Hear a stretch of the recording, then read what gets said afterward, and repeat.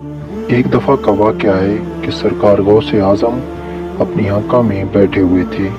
آپ رحمۃ اللہ علیہ کا ایک مرید آپ رحمۃ اللہ علیہ کے پاس آیا اور آنے کے بعد عرض کی کہ سرکار، میں برباد ہو گیا ہوں، میں تباہ ہو گیا ہوں۔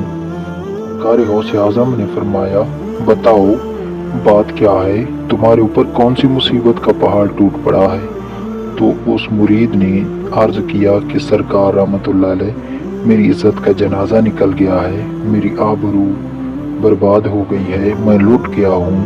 سرکار رحمۃ اللہ علیہ، میری اکلوتی بیٹی ہے، بڑی خوبصورت ہے، میں نے اپنی بیٹی کو گھر میں ہی رکھ کر تعلیم دی ہے، میں نے ابھی تک اسے گھر سے باہر کسی کام کے لیے نہیں بھیجا ہے، میں نے اپنی بیٹی کا نام فاطمہ رکھا ہے۔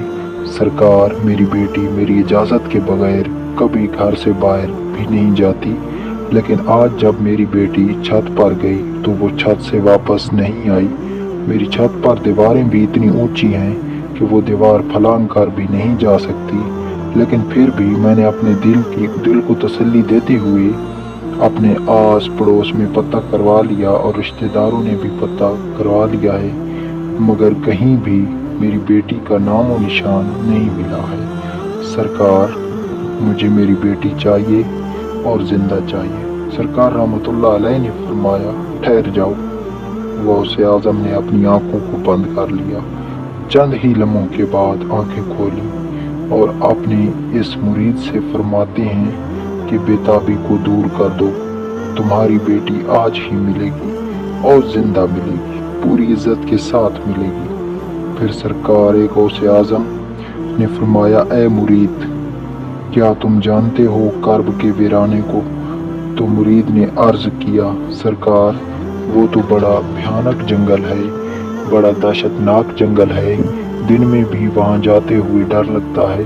تو حضور غوث اعظم رحمۃ اللہ علیہ نے فرمایا کہ تم کرب کے ویرانے میں چلے جاؤ، پہلا قلعہ چھوڑ دینا، دوسرا قلعہ بھی چھوڑ دینا، اور تیسرے قلعے کی چوٹی پر جا کر بیٹھ جاؤ، وہاں جا کر میرا نام لینا اور پڑھ کر اپنی انگلی پر دم کر لینا اور اپنے چاروں اطراف ایک لکیر کھینچ لینا، اور پھر وہاں سے جناتوں کی فوجیں گزرنا شروع ہوں گی۔ وہ جنات دھاڑتے ہوئے، بھیانک آواز نکالتے ہوئے تمہارے اوپر حملہ کرنے کی کوشش کریں گے، لیکن کوئی بھی جن میرے نام کی کھینچی ہوئی لکیر کو پار نہیں کر سکتا۔ جب وہ تمام جنات کی فوج چلی جائے گی تو آخر میں ایک شہنشاہ جنات کی سواری آئے گی، اور وہ شہنشاہ جنات اتنا طاقتور ہے کہ بڑے بڑے پہاڑوں اور درختوں کو اکھاڑ سکتا ہے، وہ سب کام تو کر سکتا ہے، لیکن میرے نام کی کھینچی ہوئی لکیر کو وہ بھی پار نہیں کر سکتا۔ پھر وہ شہنشاہ جنات آپ سے پوچھے گا، پھر آپ اس کو اپنی پوری داستان بتا دینا کہ میں حضور غوث اعظم کا مرید ہوں، انہی کا بھیجا ہوا ہوں، مجھے میری بیٹی آج ہی چاہیے اور زندہ چاہیے اور پوری عزت کے ساتھ چاہیے۔ اگر میری بیٹی کو کچھ ہوا تو میرے پیر کے قہر سے پوری قوم جنات کو کوئی نہیں بچا سکے گا۔ حضور غوث اعظم کا یہ مرید کرب کے ویرانے کی طرف چل دیتا ہے، 2 قلعے چھوڑنے کے بعد تیسرے قلعے پر بیٹھ جاتا ہے، کرب کے ویرانے پر جا کر حضور غوث اعظم کا نام لے کر پوری انگلی پر دم کرتا ہے اور چاروں اطراف لکیر کھینچ کر بیٹھ جاتا ہے۔ جنات کی فوج گزرنا شروع ہو جاتی ہے، بڑے بڑے خطرناک جن گزرتے ہیں اور اس پر ہر طرف سے حملہ کرتے ہیں، لیکن سرکار غوث اعظم رحمۃ اللہ علیہ کے نام پر کھینچی ہوئی لکیر کو جب وہ چھوتے ہیں تو اس سے ٹکرا کر بھاگ جاتے ہیں۔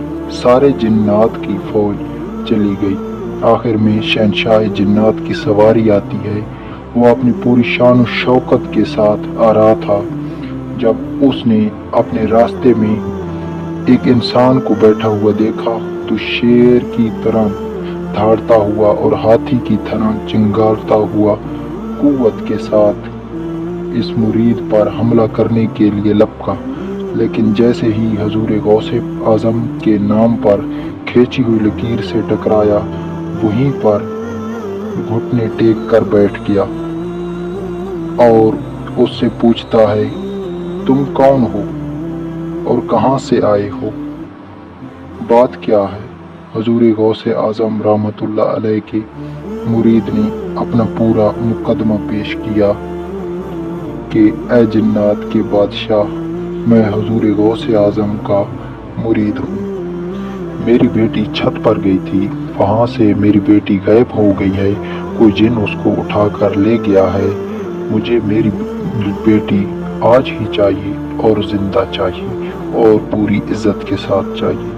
جب شہنشاہ جنات نے حضور غوث اعظم رحمۃ اللہ علیہ کا نام سنا تو اپنی فوج کو واپس بلایا، اور واپس بلانے کے بعد کہا کہ حضور غوث اعظم کا مرید ہے، اس کی بیٹی غائب ہو گئی ہے، کوئی جن اسے اٹھا کر لے گیا ہے، تو تم پوری دنیا کے کونے کونے میں پھیل جاؤ، سمندر کی گہرائیوں میں اتر جاؤ، کنوؤں کی گہرائیوں میں اتر جاؤ، پہاڑوں میں، ویرانوں میں تلاش کرو، جنگلوں میں تلاش کرو، آبادی میں تلاش کرو، جیسے بھی ہو اس لڑکی کو لے کر آنا، اور جو جن اس لڑکی کو لے گیا ہے اس کو بھی لے کر آنا۔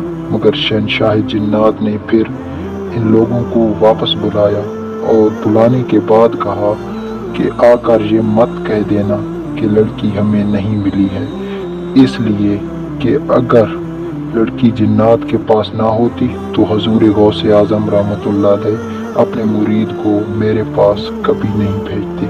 ساری کی ساری جنات کی فوج سمندر کی تہہ میں، کھنڈروں میں، آبادی میں، ویرانوں میں، جنگلوں میں، پہاڑوں میں لڑکی کو تلاش کرنا شروع کر دیتے ہیں۔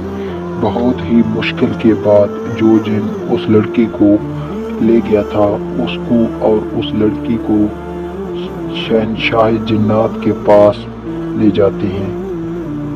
ان جنات نے کہا، اے شہنشاہ جنات، ہم نے اسے بڑی مشکل سے تلاش کیا ہے۔ شہنشاہ جنات نے اس جن سے کہا کہ تیری ہمت کیسے ہوئی؟ کیا تجھے پتہ نہیں کہ حضور غوث اعظم رحمۃ اللہ علیہ کون ہے؟ تجھے ان کے شہر سے لڑکی لے جاتے ہوئے ڈر نہیں لگا؟ تو جن نے کہا، اے شہنشاہ جنات، میری اتنی ہمت تو نہیں تھی، لیکن میں کیا کرتا، ہوا میں اڑ رہا تھا کہ یہ لڑکی اپنے مکان کی چھت پر اس انداز میں کھڑی تھی کہ اس کے بال بکھرے ہوئے تھے، اس کا چہرہ کھلا ہوا تھا اور یہ اپنے نازک انداز میں کھڑی تھی۔ شہنشاہ جنات نے کہا کہ تم نے پوری قوم جنات کو خطرے میں ڈال دیا ہے۔ اگر حضور غوث اعظم رحمۃ اللہ علیہ جلال میں آ جاتے تو پوری قوم جنات کو پوری دنیا کے کسی بھی کونے میں جگہ نہ ملتی۔ اور شہنشاہ جنات نے اتنا کہہ کر ایک جلاد جن کو بلایا اور اس کو حکم دیا کہ اس جن کی گردن کو، جس نے اس لڑکی کو اٹھا لایا تھا، دھڑ سے الگ کر دو، اس کو قتل کر دو، اور اس لڑکی کو سرکار غوث اعظم کے مرید کے حوالے کر کے شہنشاہ جنات نے کہا کہ یہ لو اور حضور غوث اعظم کی بارگاہ میں میرا سلام عرض کر دینا، اور تمہاری بیٹی آج ہی پوری عزت کے ساتھ تمہیں مل گئی ہے۔ شہنشاہ جنات اتنا کہہ کر چل دیتا ہے۔ سرکار غوث اعظم رحمۃ اللہ علیہ کے مرید نے آواز دی، اے شہنشاہ جنات، ذرا ہماری بات تو سنو۔ شہنشاہ جنات نے کہا، بولو کیا بات ہے؟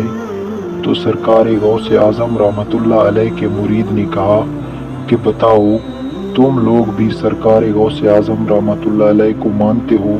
اتنا سننا تھا کہ شہنشاہ جنات نے کہا، حضور غوث اعظم رحمۃ اللہ علیہ جیسے انسانوں کے شیخ ہیں، وہ جنات کے بھی حاکم ہیں۔ شیخ کی نگاہ جب اٹھ جاتی ہے تو پوری قوم جنات میں زلزلہ آ جاتا ہے۔